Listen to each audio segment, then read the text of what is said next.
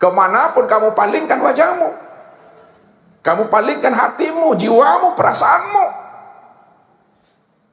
maka yang terpandang, yang tertilik, yang terlihat oleh dirimu adalah akan diriku. Jadi kalau aku sudah mengatakan diriku ini sudah bikuli sein muhit, lalu kamu tidak mampu memandang akan diriku pada saat engkau memandang, berarti hatimu dalam keadaan buta ke Tuhan. Buta yang bagaimana?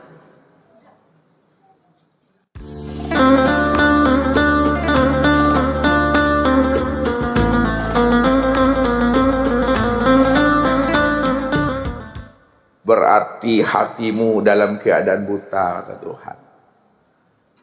Buta yang bagaimana? Buta yang sudah berada dalam kesesatan yang sangat jauh. Ulaika fi dolalim ba'id.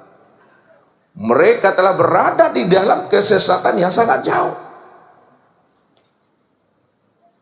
Maka siapa yang buta di dunia, maka buta di akhirat. Wa adalun sabila, maka tersesatlah akan jalannya. Jadi orang yang tersesat di akhirat itu ya akan terperosok ke dalam neraka, Bapak Ibu.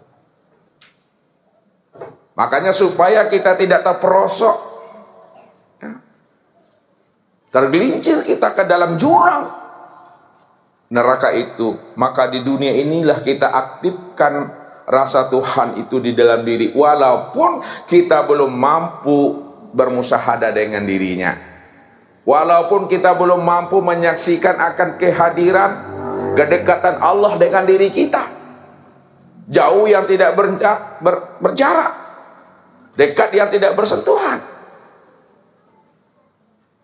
Tapi kita yakin bahwa Allah itu wujud dan nyata pada diri kita ini. Ini rasa yang mesti dihidupkan. Nah, jadi pada maqam muraqabah ini Bapak Ibu, ya, adalah merasakan kehadiran dan kedekatan Allah itu pada diri kita. Nah, jadi kita memahami rasa. Setiap apa yang Bapak Ibu sampaikan, apa yang Bapak Ibu ucapkan, mesti jelas wujudnya, mesti jelas orangnya. Nah, jangan kita hanya pandai bergelut-gelut di bibir, di lisan, pandai bermain kata, pandai berretorika, ya, tapi kita tidak tahu apa yang kita ucap, tak paham dan tidak mengerti apa yang kita sebut. Rasa Tuhan, yang mana betul yang katakan rasa Tuhan pada diri itu. Ini mesti paham, ya. Karena setiap yang disebut ada wujudnya, setiap yang disebut ada orangnya. Apa sebabnya? Al-ismu wal musamma wahid. Nama dengan diri yang punya nama itu satu. Disebut mik, bermain kata mik, ini orangnya. Disebut spidol, ini orangnya. Disebut papan tulis, ini orangnya. Sekarang disebut rasa Tuhan, yang maujudnya. Ini mesti paham. Sekarang mana yang rasa itu? Ustadz akan bertanya sama Bapak Ibu, ya, bahwa rasa itu, ya, kita bagi dia kepada dua dulu. Ada namanya rasa jasmani.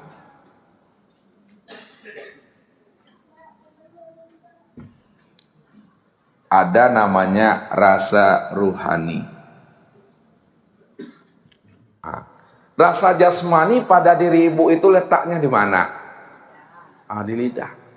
Jadi rasa jasmani, asam, asin, pahit pada diri bapak ibu itu letaknya di lidah.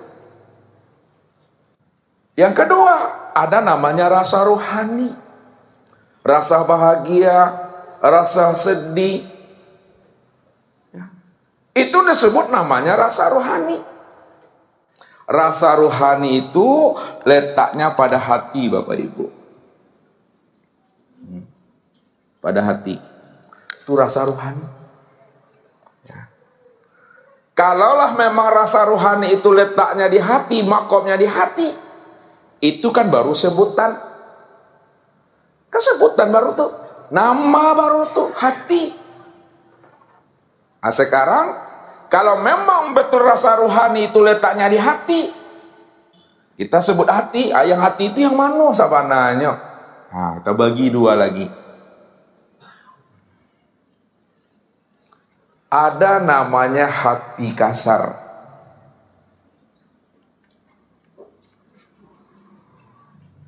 Ada namanya hati halus.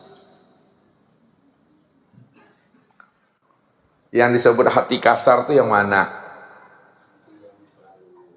Yang dikatakan hati yang kasar itu, Bapak Ibu, ini yang disebut namanya dengan jantung.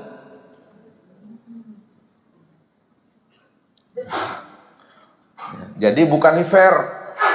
Kolbun dalam Al-Quran dan hadis itu bukan liver, tapi adalah jantung. Ini yang dikatakan jantung hatiku.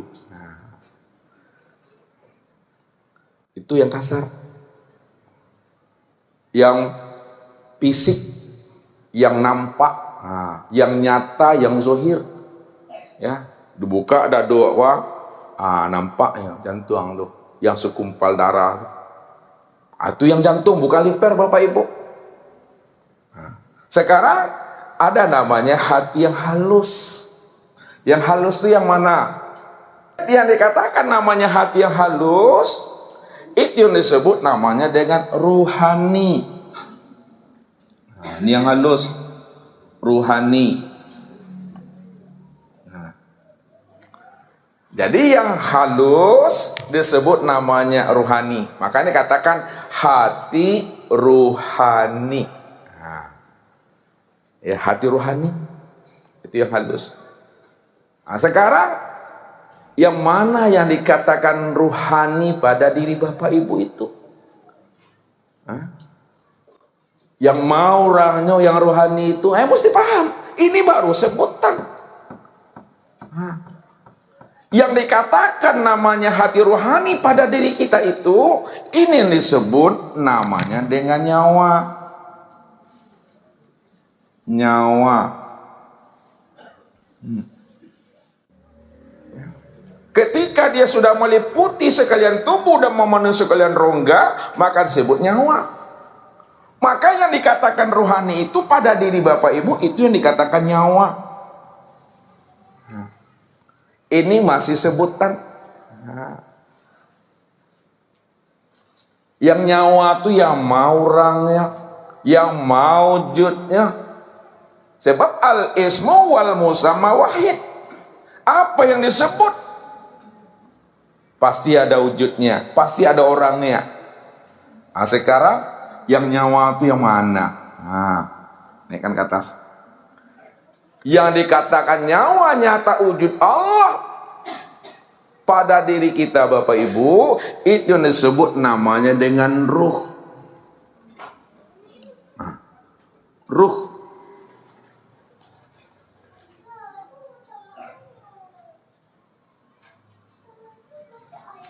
Siapa ruh itu? Makanya ketika ditanyakan oleh Allah kepada Rasul, wa yas'alunaka 'anir ruh qul ruh min amri rabbi wa ma utitum minal ilmi illa qalila. Dan apabila mereka bertanya kepada engkau hai Muhammad tentang ruh, berilah jawaban kepada mereka hai Muhammad. Katakan kepada mereka bahwa ruh itu adalah urusan aku, urusan Tuhan. Wa ma utitum minal ilmi illa qalila. Tidaklah aku beri mereka itu pengetahuan, tidak aku beri engkau pengetahuan, hei Muhammad, hei orang-orang yang bertanya, melainkan sedikit. Sedikit itu maknanya sedikit yang diberitahu, sedikit pula yang tahu. Jadi orang yang tahu tentang ruh itu itu adalah orang yang sedikit yang diberitahu Allah kepada dirinya. Wallahu yahtasu bi rahmati mayasya. Yang diberitahu itu adalah orang yang Allah pilih. Orang yang mayasya. Orang yang dikehendaki Tuhan, itulah yang tahu tentang ruh itu. Yang mana betul ruh itu? Kalaulah ruh itu rahasia aku, kata Allah. Ruh itu siapa? Siapa orangnya, siapa wujudnya? Yang dikatakan ruh itu, inilah nur.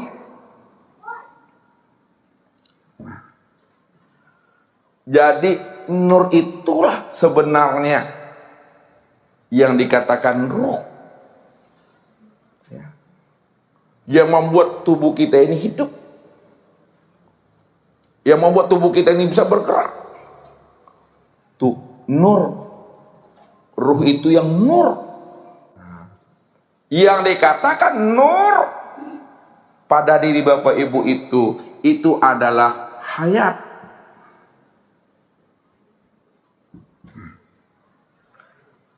Nur itu yang dikatakan hayat, yang hidup. Kalau tidak ada nur, tak ada si hayat pada diri kita. Ya tak hidup kita Bapak Ibu, tak bergerak kita ini ya. Jadi yang nur itu yang si hayat. Hayat itu artinya hidup. Kalaulah hayat itu artinya hidup, yang hidup itu siapa? Siapa orangnya yang hidup tuh? Yang hayat itu, ini yang disebut namanya Allah. Inilah yang Allah maksudkan, wa fi anfusikum afala tubsirun. Aku ini telah wujud di dalam dirimu, kenapa tidak kamu pahami? Kenapa tidak kamu rasakan bahwa yang hidup itu aku pada dirimu? Tidak ada yang hidup yang bukan aku. Itu. Inilah yang dikatakan namanya makom rasa. Rasa itu artinya rahasia Allah. Nih, rasa rahasia Allah atau Rasul Allah. Wa'lamu anna fikum fi Rasulullah. Ketahuilah olehmu bahwa di dalam dirimu itu telah ada Rasul Allah. Rasul Allah itu, ini yang disebut namanya ruh tadi. Ruh itu itulah si nur. Si nur itu yang si hayat. Yang si hayat itu Allah. Maka yang dikatakan Rasul Allah, itulah Allah. Kenapa? Karena yang Rasul itu adalah Allah. Ya. Ini yang kita rasakan. Ini yang kita instalkan. Ini yang kita hidupkan di dalam diri kita. Akan kehadiran Allah itu betul-betul dekat dengan diri kita ini. Ini kita esakan Bapak Ibu. Kita telusuri perjalanan rasa itu sehingga kita tahu sebenarnya yang rasa itu siapa. Kita lihat, ya, lihat munculnya gerak Bapak Ibu. Kita buat di sini ya. Terbitnya gerak. Terbit daripada perbuatan.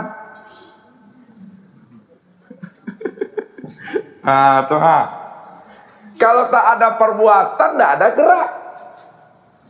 Jadi gerak itu terbit, muncul asalnya karena ada perbuatan. Perbuatan itu terbitnya adanya karena ada apa? Dari mana asalnya perbuatan? Datangnya perbuatan itu, terbitnya perbuatan itu, adanya perbuatan itu karena ada tubuh. Jauh meleset selalu.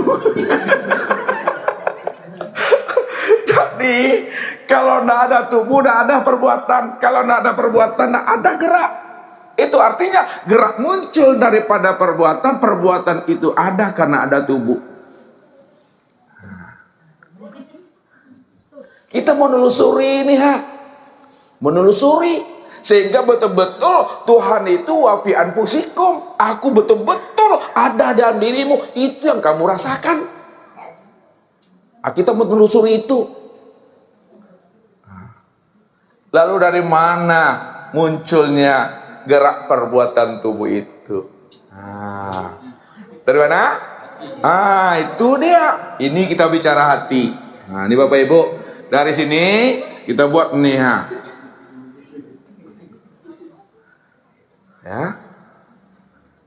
Andai kata kita mengambil, zahirnya nampak tangan, yang mengambil itu bukan tangan, hati itu itu yang memerintahnya hati. Makanya dikatakan oleh Rasul, iza dakhalan nur fi qalbil mu'min in pasahawan saroha.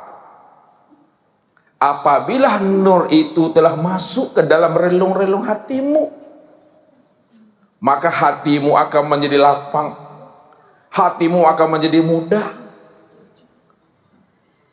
Maka pancaran daripada hati yang telah mendapat nur ilahi, maka zahir dia kepada perbuatan tubuh. Ini yang dikatakan yang zahir menunjukkan yang batin. Munculnya gerak perbuatan tubuh itu terbitnya dari hati. Yang mana yang menggerakkan hati itu? Yang mana yang hati itu? Yang hati itu sebenarnya inilah yang disebut namanya dengan nyawa ruhani. Ini dia. Lihat. Ruhani ini yang sebenarnya menggerakkan Tuhan. Yang kita sebut hati tadi, yang menggerakkan itu kan hati. Yang menggerakkan tubuh ini hati. Yang hati yang menggerakkan itu, ini yang disebut rohani. Bukan hati yang kasar nih, tapi hati yang halus yang disebut namanya rohani. Ayat rohani itu yang mana orangnya? Yang rohani itu yang disebut nyawa, nyata, wujud Allah. Wa fi anfusikum, kata Allah, ana fikum fi Rasulullah, aku ada di dalam dirimu. Ini nyawa yang sudah mesra pada tubuh, yang sudah meliputi sekalian tubuh, memenuhi sekalian rongga tubuh. Ini yang disebut nyawa. Siapa orangnya nyawa tuh? Yang nyawa itu ini, yang ruh ini. Itu yang menggerakkan tubuhnya, yang munculnya perbuatan dari tubuh, yang munculnya gerak dari perbuatan. Ini ruh nih orangnya. Namun Bapak Ibu, jangan pandangan kita tertahan pada ruh. Makanya bacalah alam pada diri, baca diri di dalam diri. Di dalam diri masih ada diri. Di dalam nyawa masih ada ruh. Di dalam ruh masih ada diri lagi. Siapa ruh itu? Yang kita sebut ruh selama ini, yang menghidupkan tubuh ini, yang membuat tubuh ini bisa bergerak. Yang ruh yang Bapak Ibu bilang itu bukanlah ruh. Ruh yang Bapak Ibu bilang itu adalah nur. Nur ini yang ruh. Itu dia. Ini yang meliputi itu. Wa nafakhtu fihi mir ruhi. Ketika jasad Adam itu telah sempurna dibuat, udah selesai dijadikan, udah utuh, sempurna, maka aku tiupkan nur ke dalamnya. Jadi kalau kita bilang selama ini ditiupkan adalah ruh, yang ruh itu bukan ruh, yang ruh itu adalah nur ini. Wa nafakhtu fihi min nur. Siapa orangnya si nur tuh? Yang dikatakan nur yang masuk ke dalam diri kita, yang ditiupkan ke dalam Adam, itu adalah si hayat rupanya. Ini hayat. Si hidup itulah si nur tuh. Jadi nur itu yang si hidup tuh, yang hayat tuh, yang hidup itu yang si nur. Kalaulah yang nur itu yang si hayat, maka siapa orangnya yang si hayat, yang disebut hayat pada diri kita? Yang dikatakan hidup pada diri kita, itu aku, kata Allah. Wa fi anfusikum afala tubsirun. Ana fi abdi zahirun rabbi fi batni abdi. Aku ada pada diri hambaku, aku nyata pada batin hambaku. Ini Allah. Walaupun Bapak Ibu tidak bisa melihat dan menyaksikannya, namun kita bisa merasakan kehadiran Allah itu betul-betul dekat pada diri dan perasaan kita ini. Ini yang mesti diaktifkan rasa Tuhan pada diri. Kalau udah hidup rasa Tuhan pada diri kita, malu kita kalau kita ngomongnya tak benar, malu kita kalau memandangnya tak benar, malu kita kalau mendengar yang tak benar, malu kita kalau berpikir yang tak benar, malu kita kalau kaki melangkah kepada yang tak benar. Kenapa? Karena yang si hayat itu sudah wujud, si hayat itu sudah nyata pada diri kita. Kalaulah si hayat itu telah wujud dan nyata pada diri kita, maka si hayat itu yang bernama Allah menjadi saksi dan bukti pada seluruh anggota tubuh kita ini. Kulit ini jadi saksi. Itulah si hayat itu. Daging, urat, tulang, limpa, hati, jantung, rabu, empedu, buah punggung. Itu jadi saksi itu bagi diri kita itu. Ini yang disebut maqam muraqabah. Supaya muncul namanya nikmat, muncul namanya zub, muncul namanya bermanja-manja. Walaupun kita tidak lihat. Contoh,